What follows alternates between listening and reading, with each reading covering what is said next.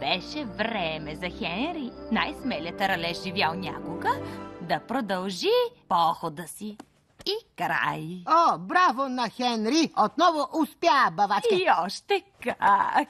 Сега затвори очи, сладко малко сърне. О, но първо ми кажи легендата за златното перо. Отново?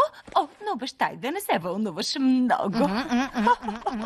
Легендата гласи, че златното перо на Орловия крал дава това, що сърцето ти най-силно иска и който го открие. Това ще съм аз, бавачке. Аз, най-смелият герой, живял някога. Ха-ха, на ти, зверче. Но първо трябва да се наспиш. Утре е големият ден. Скучен ден. О, нищо такова, сърненце. Това е церемонията за съзряването ти. Прозявка. Лека нощ, сърне.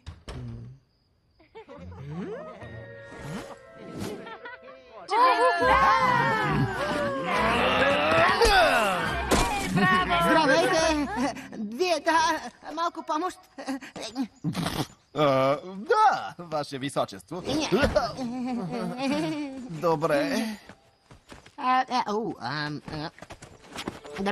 Така.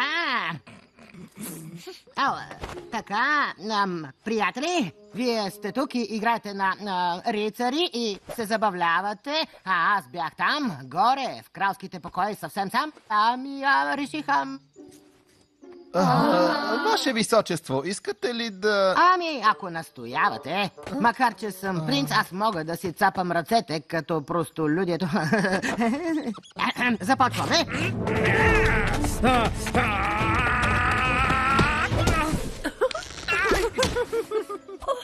Лош късмет, принц. Просто не бях готов и ще го смажа. И напред. Да, по-добре и аз да тръгвам.